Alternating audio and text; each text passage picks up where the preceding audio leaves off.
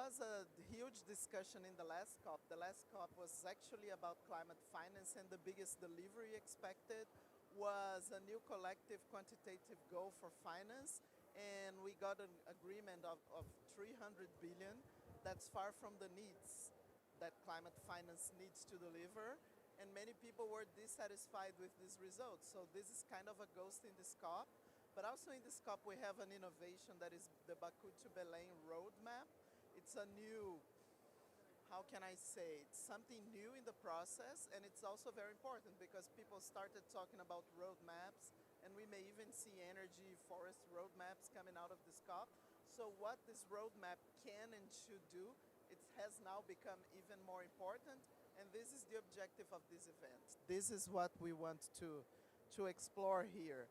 So for that, our panelists are Pedro Rossi, the Vice President, Chief Economist at the Global Fund for a New Economy.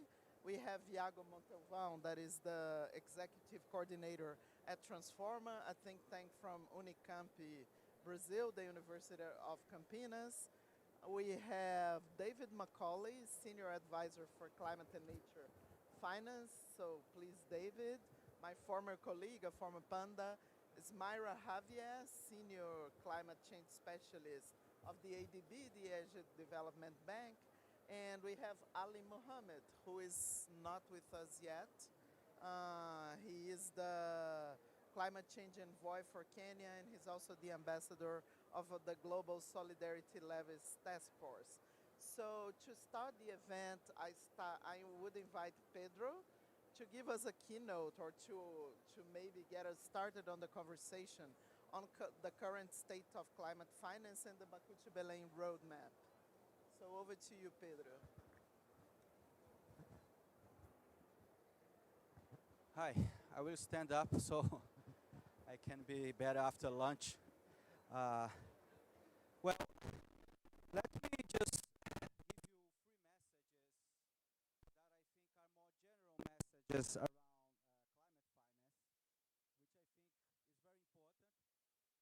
I think is very important, and I hope to bring also a critical perspective on climate finance. So the first message I want to give you, it's we have to discuss development together with climate finance. And development, I mean structural change. You can call it otherwise, you can call it whatever, but we need structural change. We are talking about economic structures that needs to be changed, right? And this is not incompatible with protection of nature. This is not incompatible with protection of biodiversity. It is needed. We need to change the economic structure so we can face climate crisis. We need to change the way we do consumptions, the way we do productions, the way we do international trade, the way we use energy, and this is about structural change. This is about development.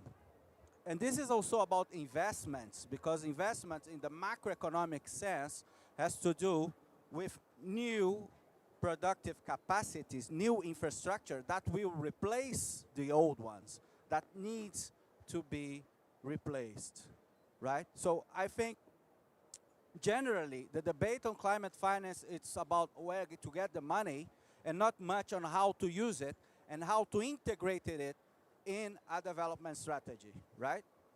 And from a global south perspective, there is an additional layer.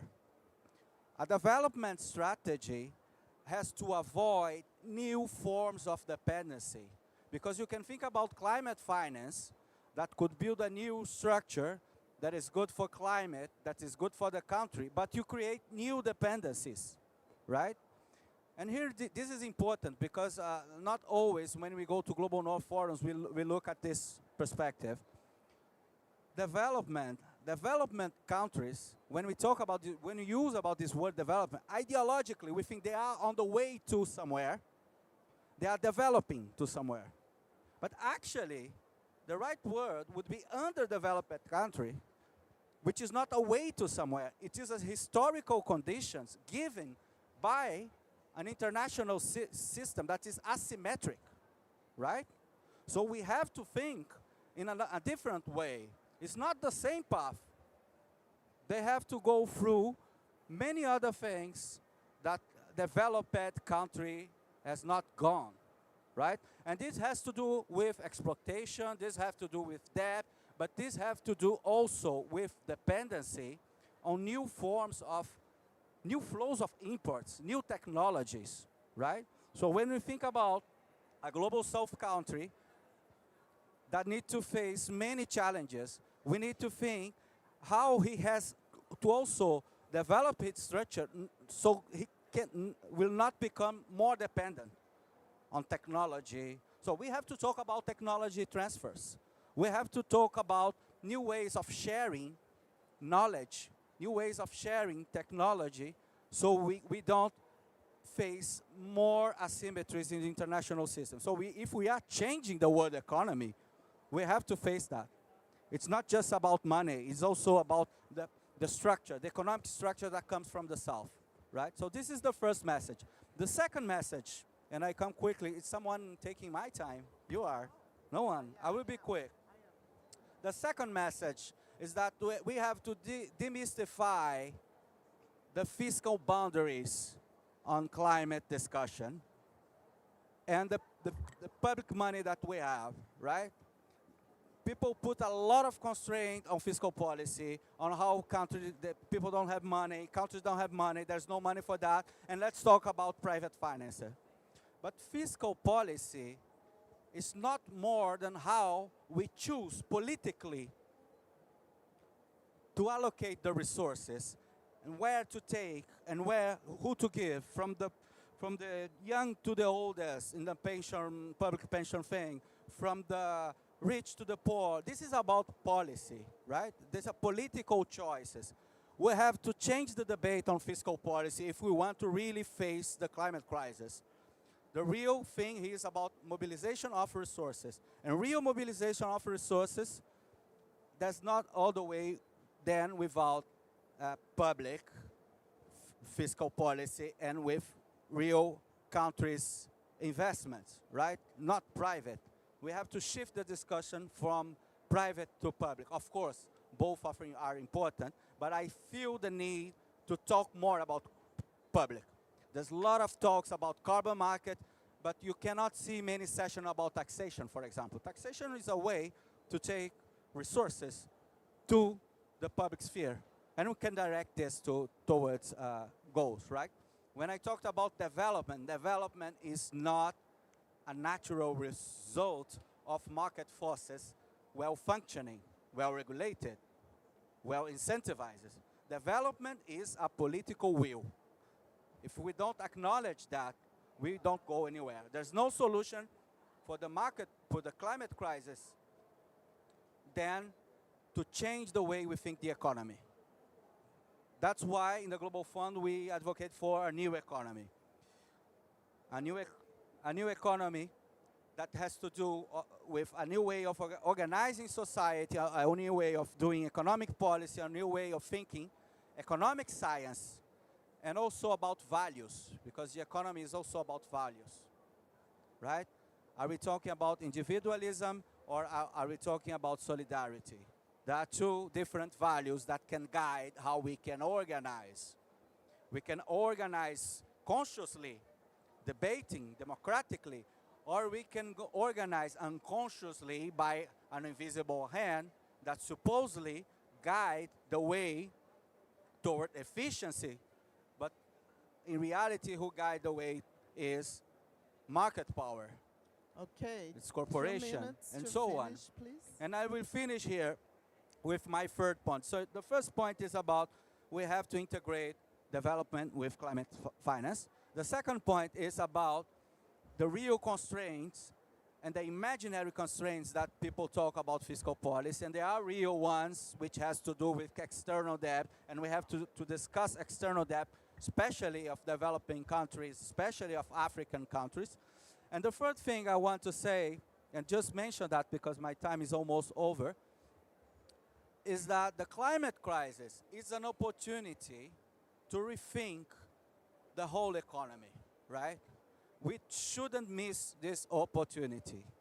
There's no discussion of climate without integrating a new economic paradigm, right? We have to rethink the way the international organizations are now, we have to rethink the way global south and global north country relates to each other, and we have to face the myth that challenge us to get a real solution towards a transformation, a real transformation that we need. That's why we need to talk about a new economy for people and planet. And I end here, and I thank you very much for the invitation. Thank you. Wow, right on time, and I think you bring some great ideas and food for thought in terms of, integrating climate finance into a development strategy, not creating new dependency, demystifying fiscal boundaries, shifting the discussion from private to public, which is kind of a different logic of what's going on here, and rethinking the new economy. Wow, we could talk hours about this, but now I want to bring it to the context of those conversations and ask of all panelists, we have 4 of you here, 1 should arrive, but my question is about the Baku to Belém roadmap. As I mentioned, it is an innovation in this process. So how will we recognize this roadmap to 1.3 trillion as a real roadmap in 5 years' time? How can we say it has significantly improved the state of climate finance in terms of scale, quality, and fairness of financial flows? So how do you see this going 5 years from now? I will start with, do we have another mic? Okay, all right.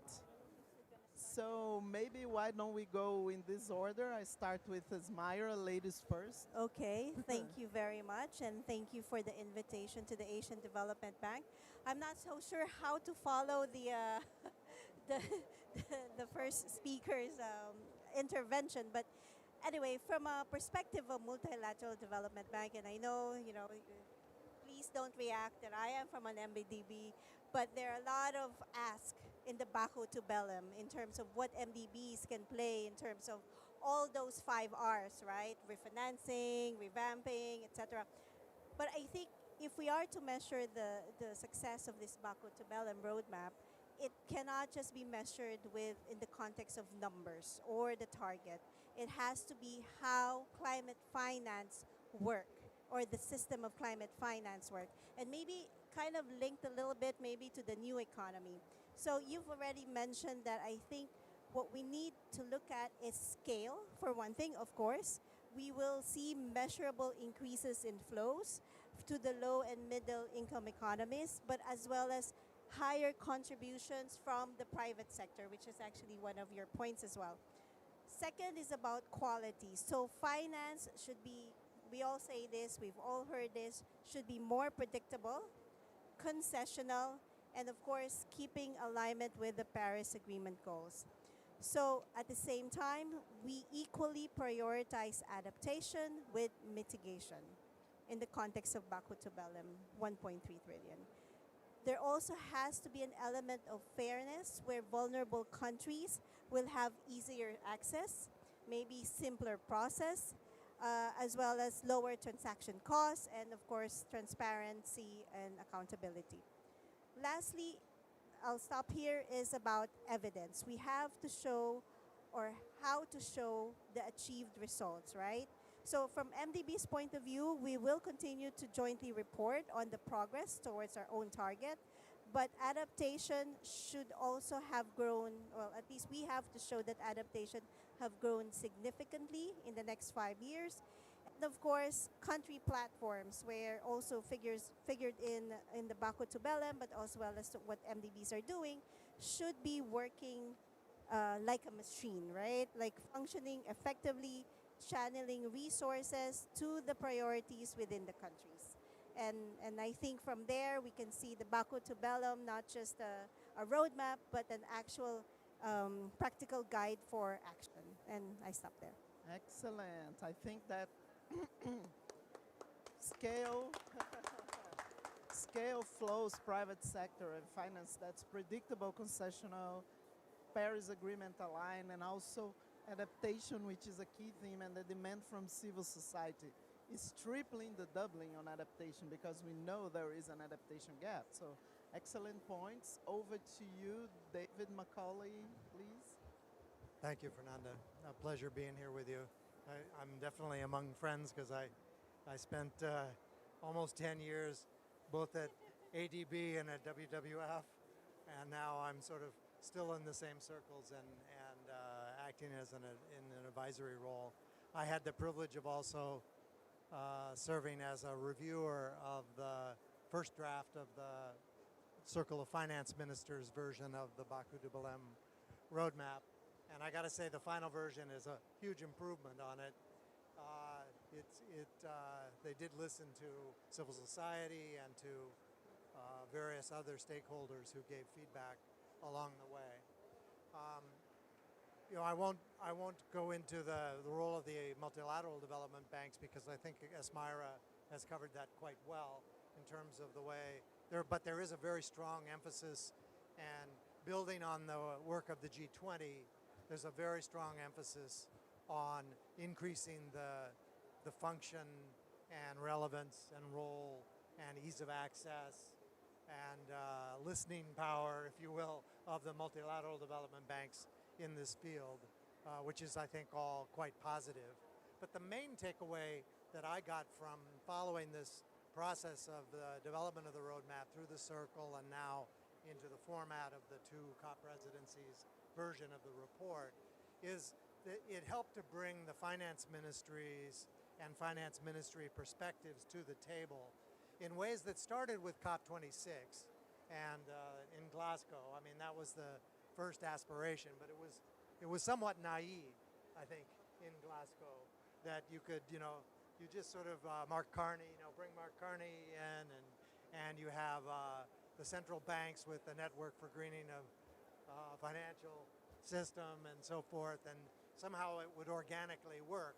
But really, they're speaking such different languages than the negotiations and the language of the Paris Agreement and the language of those who are the ones who brought us here together in Belém, the negotiators around climate finance.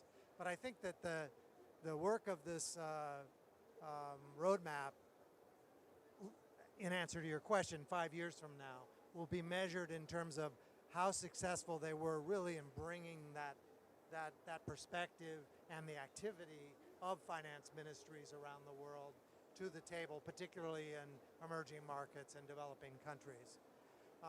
So we'll see where that leads, but I think it's quite promising because it's, as you were saying in the outset, it's really not so much about climate finance per se, but about capital and where do you derive the capital that's necessary to bring along the developing countries at their various stages of development. And the sort of middle income and emerging markets are quite different than LDCs and SIDS, and they have very different needs. And I think that is acknowledged to a certain extent, but could be stronger in the roadmap, this differentiated roles and capacities, lack of capital markets in the poorest countries, the importance of grant resources and international flows is so much greater in the poorest countries than it is in the middle income countries. And even the debate over mitigation and adaptation, it's disappointing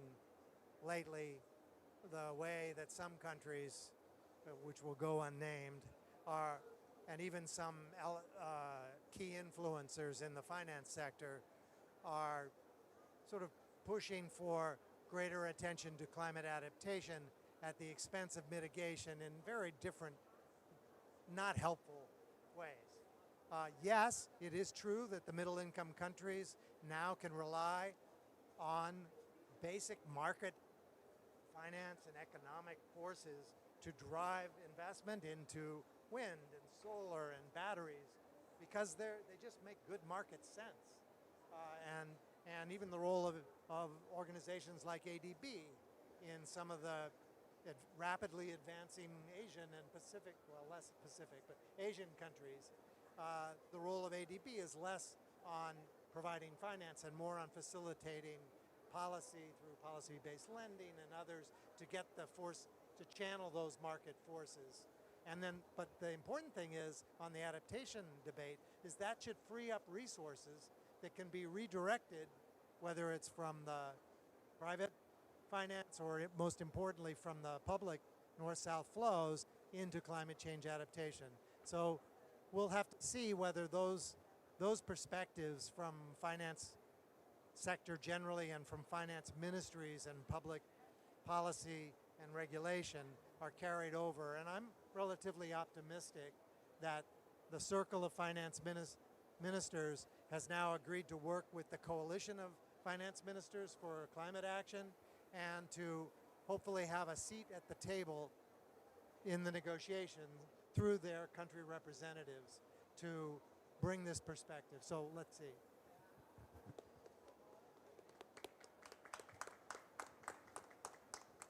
It's great to hear, that there was improvement in this roadmap from the first versions, and you could recognize the input of civil society and etc.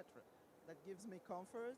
I think bringing the finance ministry's perspective and which role they can have in the process, it's very, very important. When we speak about different languages, and the discussion of taxonomies has been growing. This is super important. Capital, and there's no such thing as adaptation versus mitigation. I'll just end it like that. The less you invest in one, you honorate the other. That just doesn't exist. We need to tackle climate change, and that's it. But anyway, I want to hear the perspective of Iago on this. Okay. First of all, I would like to thank Fernanda and Tatiana. I will bring here a point of view from the academia, and I really agree that the Baku to Belém roadmap, it's a really important tool to us because this document brings a lot of important questions about how to use and how are the instrument and which are the instruments to use the climate finance, because only scale up is not sufficient, but how you use. But I would like to bring here additional points, and let's begin underscoring a central point to me. Public finance and public investment must be at the center of the climate transition. The state cannot be only a mere vehicle to de-risking the private capital. Many green sectors, especially those that are in early stages of technological or industrial maturity, simply cannot generate the returns that are required to attract the private investors at a scale, okay? And this is even more evident in the case of the adaptation, where social value is high, but private profitability is, in the most part of the time, it's low. For this reason, I think that public actors must lead by planning, directing, coordinating the investment, by building productive and technological capabilities, and expanding the infrastructure needed for the decarbonization and the climate resilience. This leadership must be grounded in the fiscal space like the Pedro was talking about here, and most all, political space of decision, of will, both of which are essential for countries, especially in the global south, to pursue their own development and the strategies without harmful conditionalities that it's a lot of time imposed to these countries. The pandemic, some years ago, demonstrated that when political will exists, the mobilization of extraordinary resources is entirely possible. Trillions were deployed because the crisis was visible, the death was immediate, so the people was reacting at the time. The climate crisis is no less urgent, but we cannot wait for the impact to become more and more catastrophic.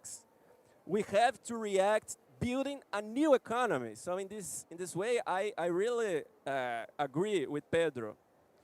From a technical standpoint, we already have the instruments that could be scaled, like special drawing rights, expanded a concessional window in multilateral development banks, debit for climate swaps, internationally coordinated mechanisms to tax fossil fuels, to tax the income of the richer people, These tools can provide liquidity, reduce debt burdens, create fiscal room necessary for the long-term climate investment without deepening the fiscal vulnerability of the global south countries. This is, I think, is a key issue. But finance alone, and I am just, and I will finish here. Finance alone is not enough. We know that. Because the countries, especially the poorer ones, need the capability, the institutional and technical capacity to transform these fundings into real outcomes, into resilient infrastructure, into renewable energy systems, into climate-adapted agriculture and green industrialization above all. I think this is a really important matter to the global South countries. Supporting project preparation, public sector capabilities, long-term planning, all of this is important as mobilizing the capital itself. Ultimately, the agenda requires structural reform of the international financial architecture. I think it's a really good point in the Baku to Belém roadmap. It is a really good point in the discussions in the G20. Because we need first greater representation of the global south in the decision making, in our international institutions, financial multilateral institutions. We need new regional and south-led institutions. I think this is important. Institutions like the New Development Bank must be strengthened. We need to debate about the monetary hierarchies and this international finance system that shape the global liquidity and exposure to shocks that the global south countries are at the most part of the time being exposed. Without these changes in this system, in this logic of the system, in the logic of the currency hierarchy, in the multilateral institutions, we will remain misaligned with the goals of the climate justice and the sustainable development. Well, to finish, in sum, the climate transition will not happen at the needed speed or scale without a proactive participation of a developmental state in the global south countries. Adequate fiscal and political space and a global financial system redesigned for resilience, equity, and planetary survival. I think this could be a lot of structural things, measures, not specific or technical things, but we need to address these questions. We need to push up these questions even more because if we let this beside, we will not go to the center of the question. So I try to bring here some of these more structural debates. Thank you. Which is amazing, by the way. I mean, public finance being at the center, the relevance of fiscal policies and also political choices, the fact that some instruments already exist, but we need to make use of new ones and, and the point that I really want to highlight is, for example, in the climate debate, we love acronyms, right? And we talk of MOI, means of implementation. And whenever we think of means of implementation, we tend to think instantly of finance. But there are other components. Capacity building is one of them, and it's what you mentioned. It's super important. Technology sharing, so it's not only about finance, is another key point. And changing the logics of the system to consider development. Wow. So do you want to talk about the Baku to Belém to us, Pedro, your perspective? So we close this round and try to have another round. So I gave a very critical and general talk at the beginning, but I do agree with a lot that has been said here around the roadmap. And I think there are some advances, but we need to push for more, right? And I don't see it as a problem of perspective, theoretical perspective, or acknowledging the problem. I do see that as a problem of mobilizing people, right? And mobilizing towards the right things. I see that there is not much mobilization in the discussion of the role of the state, of public finance, of a new economy, as there is in climate. We have, I mean, 20 years ago, people didn't have the consciousness about climate that people have today. And I think today, people don't have the consciousness about what the role of the state is, how democratic it can be the state, how public resources can be used. And people may have this consciousness, and we have to build that and, and integrate that to the climate discussion. So it's about allocating resources that can be public and really directing private resources.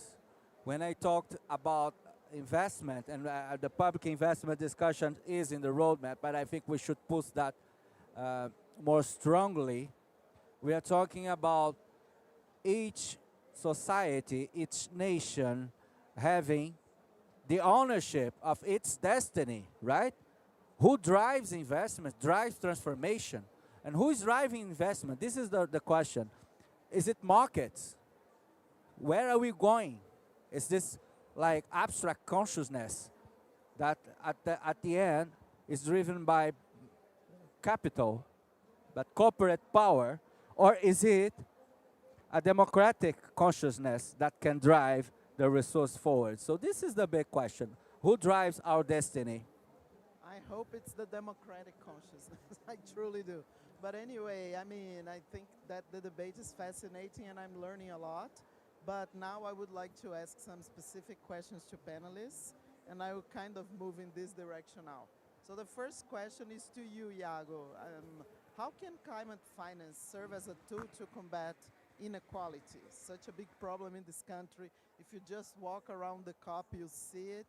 So either through better allocation of resources reaching the national level, or through alternative instruments that bypass the distortions of capital costs and exchange rates.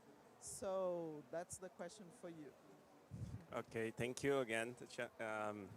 I will bring again the theme of the public investment, not only the public finance. I think it's important to distinguish the both of these concepts, because when you have a public finance, you can only finance the private sector, as we are seeing in a lot of experience, and in Brazil also, when you use tools with fiscal resources to de-risk the investments of the private sector. That is an important thing, because we are talking about new sectors. We are talking about sectors that needs the help from the public sector to improve, to begin the investments. But when you talk about regionalities, when you talk about social social needs, the state is the better tool that we have to address these questions. This is because it's not moved by this accumulation of this profit logical.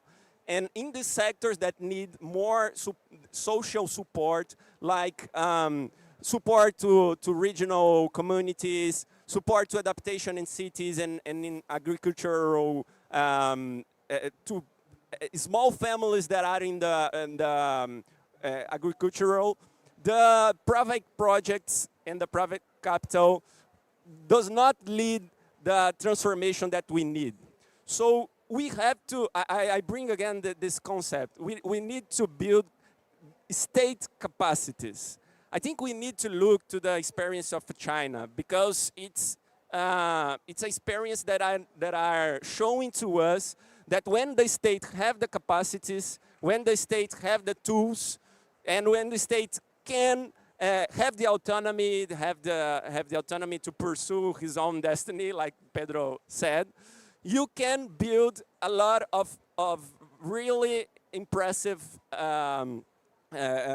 things and projects, because you are addressing not in the way that you can value your capital, but in the ways that you can value your social returns. I think this is a really important question to us. And I will finish here talking about an important thing that that I saw in the Baku to Belém roadmap, and it is an important discussion here in the negotiations about the rating agencies.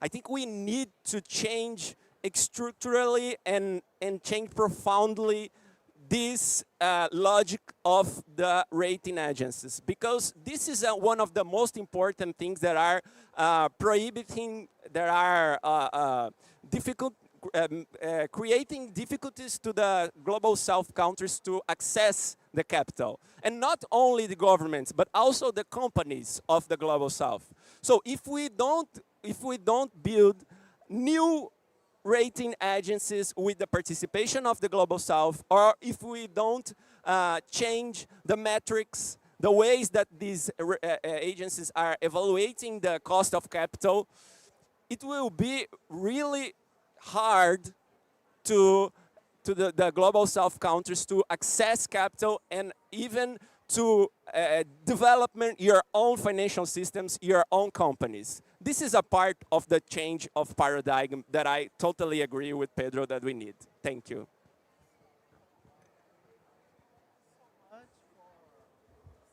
Thank you so much for once again highlighting the very important theme of state capacities, also bringing in rating agencies into the conversation. But now to David, I would like to hear a little bit more about MDBs. So despite their relatively modest volumes, MDBs are widely recognized as concessional and catalytic mechanisms. So how can they be even more effective, either by increasing amounts of available resources, but also how do they address this criticism of reducing the gaps between what's pledged and what is really disbursed, approved, etc. So if you could share your thoughts on this. Well, first I feel like that's Smira's job, but maybe I can speak a little more. Is it on?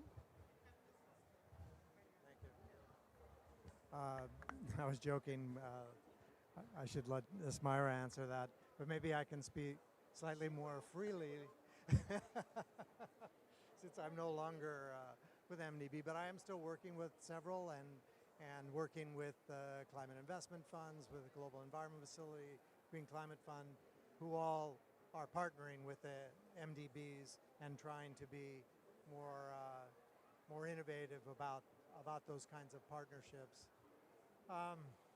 You know, they are trying. Things are just, even since I left Asian Development Bank, things have changed enormously. When I was heading climate programs, for example, just the quantum side, we were happy to set and achieve a target of $3 billion per year. And now ADB, if I've got this right, is over an 11-year period trying to achieve $100 billion in its climate financing. So there's the quantum aspect, and that comes from that relates to all the debate over the last several years on the new collective quantified goal as well, and their contribution there. The second is, how do they use those still relatively scarce public resources, as you mentioned, Fernanda, in the most sort of catalytic way to mobilize. And of course, the heaviest emphasis thus far has been on mobilizing private capital, but I think increasingly they're looking to work more through country-driven mechanisms like the country platforms, whatever you call them.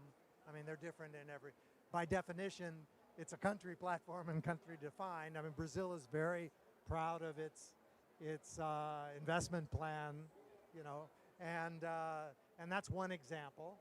And they actually draw on that in the roadmap as an example.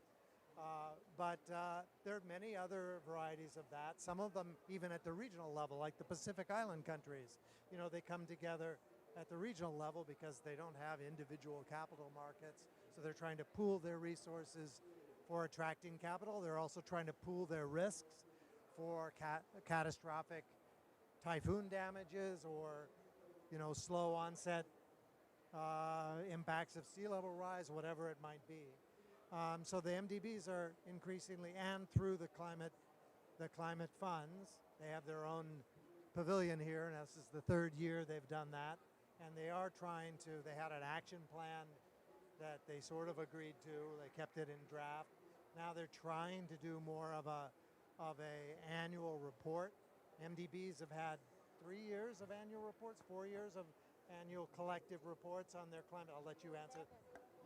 Well, but the new format, I think, is really much broader in terms of common metrics and indicators and so forth. Well, you can correct me on that. So they are trying to work collectively. Those MDBs that are global in nature, World Bank, IFC, Islamic Development Bank, not exactly global, but have broader reach. They're trying to play roles and work with the regional development banks in a more collaborative fashion in terms of where they're working. So we'll see. I think some of those same issues, on the quantum, on access, on simplifying access, whether it's through the multilateral climate funds or through the MDBs themselves, trying to follow the principles of country-drivenness, trying to broaden the sources of finance. Huge issue on contributing versus beneficiary countries during NCQG debate. It continues now. You can look at it, say, with TFFF, with this tropical forest fund. You have Indonesia and Brazil as contributors. Apparently China's holding back because it's concerned about the rules of the game there. So we'll have to see where that leads. But it's just, these issues haven't disappeared, but I think they're now being debated in a much more open fashion. They're being debated in a context of not just north-south flows, but the broader access to capital, as well as the equity considerations and the justice aspects are coming more to the fore, whether it's for highly indebted countries and new ways of dealing with that. IMF and MIGA are now more at the table within the architecture. So whether it's at the global level and reforming the architecture, which I agree is absolutely needed, or at the country level through country platforms and being more driven that way and dealing with a wider range of topics. I think that it's all moving in a positive direction, and I think a 5-year time frame is a realistic one for sort of assessing, maybe tied to the stock take and tied to some kind of a 2030 milestone on the way to the 2035 1.3 trillion and 300 billion goals. Hopefully we don't have to wait till 2035 to achieve those targets. Okay. Hello? Hello? Can you hear me on this one? Okay. So yeah, great points working. It's good to know that MDBs are working collectively, and also country platforms and country drivenness are words that resonate very much with me. I think it's important. Yeah, and now to you, Smyra, the tough question. Are MDBs on track with their commitment to scale up their annual climate finance for low and middle income countries to $120 billion by 2030, including 42B for adaptation? What is the Asian Development Bank perspective? So, real life. Okay, I can say yes. Maybe I could stop there. That was the question, right? We're on track. But just to add to David's part is that we always look at MDBs as a financing mechanism, right? It's about finance, but what countries or other institutions always forget is that we also deliver a lot of technical assistance and capacity building. So, and then more currently, we are looking at policy-based lending as a critical tool to create enabling environments in our country clients, right? So that's policy, that's technical assistance, it's capacity building. So financing shouldn't just always be that key role. But of course, I understand that would be the case, right, for being a bank. Now, just before I start on some numbers, is that um, the amount MDBs have made strong commitments, but the actual delivery of the amount of financing, the scale of amount of financing that is needed, will actually be limited to the capital adequacy that we have, right? The risk sharing mechanisms that are available, and how private sector can actually leverage or contribute to much of what we are doing right now. So MDBs have collectively committed in 2019, to reach 65 billion in climate finance by 2025, and 18 billion of that going to adaptation. So in that context, we have actually surpassed that already in 2024. And this 120 billion plus 42 billion for adaptation, 65 billion from private sector mobilization was only announced last year. So if we look at that context, then I would like to be very positive that we are on track to reach that 2030 target. Now, in the context of ADB, we, and David, thank you for already saying the 100 billion commitment that we've made. In addition to that, we have committed that more than at least 50% of our portfolio will definitely go to climate change or addressing climate change solutions. So far, out of the 100 billion from 2019 to 2024, we have already reached 41.9 billion. So we're halfway there, halfway through the 10 years. But of course, with our own capacity, capital adequacy framework that unlocks an additional 10 billion, we are quite confident that we will actually be reaching that. And more significantly, adaptation from our perspective has been increasing every year. So more than double digit numbers have been increasing. So we are very, very confident that we will reach that by 2030.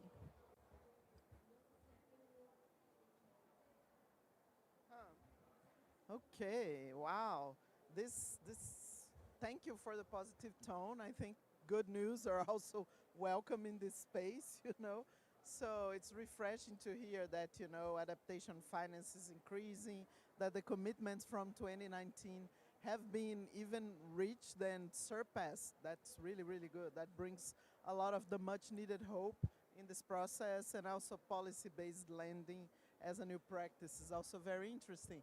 I wonder if we have any questions from the audience, because we have time maybe for 2 questions before we finish. No. Well, let's wait. Oh, okay. There is one by Tatiana from WWF, who works with us on this very, very complicated subject of economics, because, I am a policy person.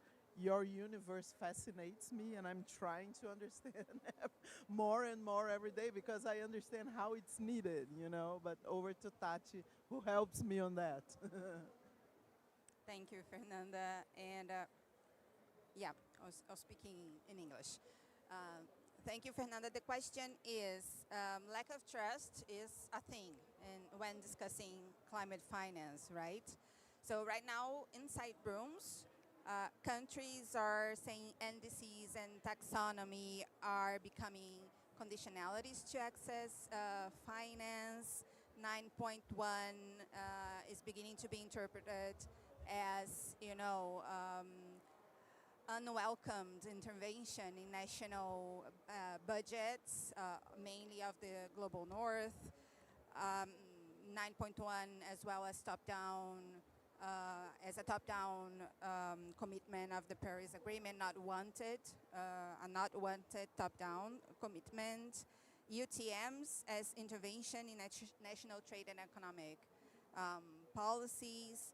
And some countries are now joking inside rooms that maybe the whole conversation taking place here is leading us for some kind of climate shock therapy, as for instance, Daniela Gabor, the amazing economist, is writing about, and not the climate love therapy that they would like to see going on in the room. So the question is, are we heading to climate shock therapy or climate love therapy in relation to leveraging domestic finance, country platforms, and stuff like that, since those mechanisms, they are also under great pressure from global south countries that are saying that this is just a transfer of responsibility from the north to the global south. And how do you see it? Okay, so we don't have much time. So I want to first thank the panelists. This has been an amazing conversation, but I will frame this question as shock or love therapy. And then you can give your final remarks because we would need to leave. So over to you. I don't want to start. Start from that. Shock or love? I think I love Daniela, by the way. She's my friend, and she's a great critical economist. And by this, I think she's provoking. She's a provocative person. She's provoking us to think if, I mean, what is being discussed here are the right things, and are the things that we will move forward. I should agree with her, right? So it's more love than shock, and more shock than love that is being discussed, and we need to change this. But I would say, and dialoguing with the previous question, that there are some interesting initiatives here and there. In Brazil, for example, I say two things and I stop there. In Brazil, the economic transformation plan is being made by the Ministry of Finance.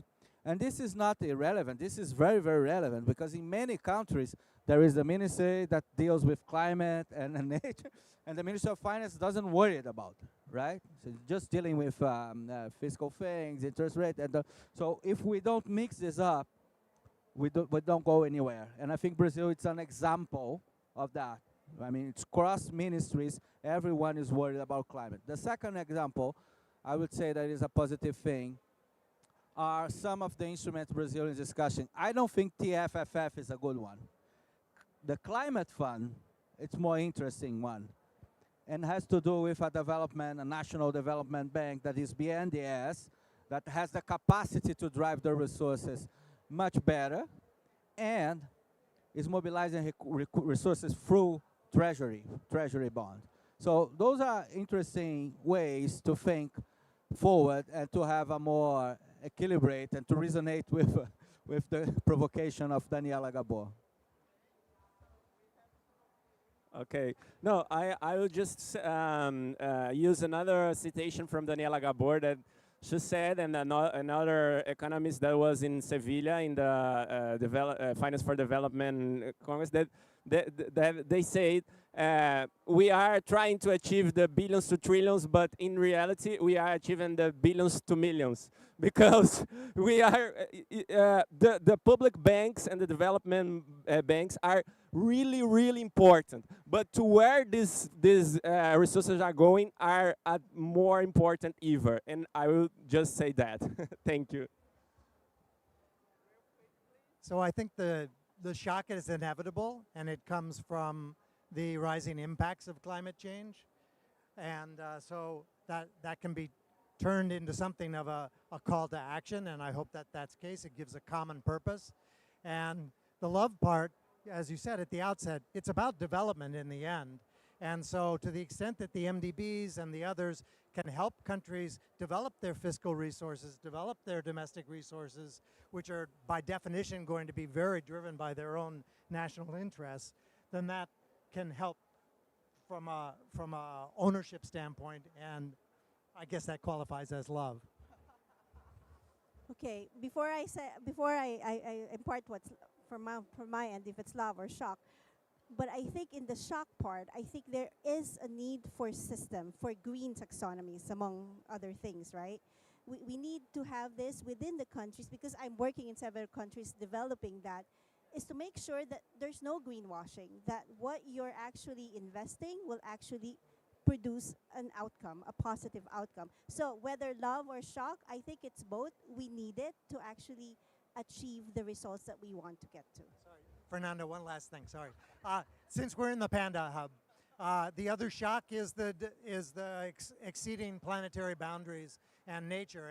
And I think it's great that we're here in this region to talk about the links between climate and nature, because that will also give a common purpose going forward. Thank you. I'd like to have this conversation going on for many, many hours, but now we need to leave. Thank you so much.